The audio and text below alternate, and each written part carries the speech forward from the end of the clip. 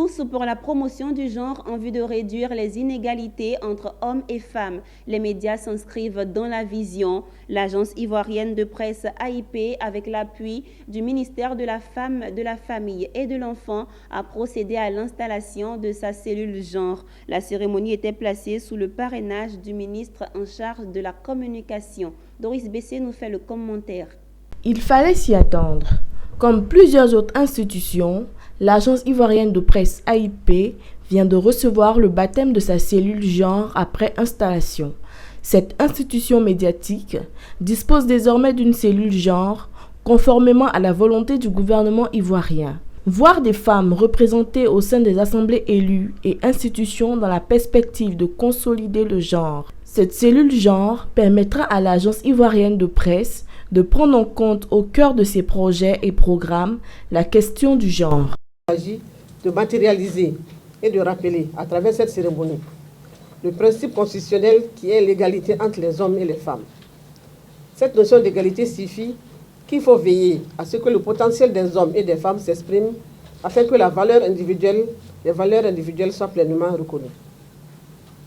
L'approche genre, plus qu'un simple concept, est en train de devenir une réalité dans l'administration ivoirienne. Un mouvement qualitatif auquel l'AIP, médias de service public, adhère.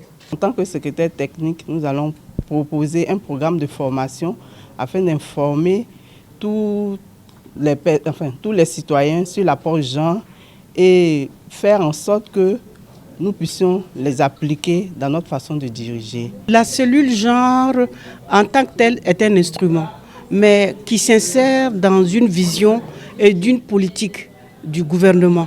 Vous savez que l'égalité du genre est bien inscrite dans la Constitution. Nous réitérons cette réalité, les femmes constituent un maillon incontournable de toute approche de développement durable de nos nations, puisqu'elles sont l'autre moitié de l'humanité, la moitié active, féconde et inspirante. Et la récente ordonnance révisant le Code du travail renforce l'accès de la femme aux emplois rémunérés. Conscient des rôles des populations, notamment des femmes dans le développement économique et social de la Côte d'Ivoire, le gouvernement a décidé d'encourager au niveau administratif l'installation des cellules genre dans tous les ministères et institutions à travers la direction du genre et de l'équité du ministère en charge de la femme. Une vision épousée à cet instant par l'agence ivoirienne de presse AIP.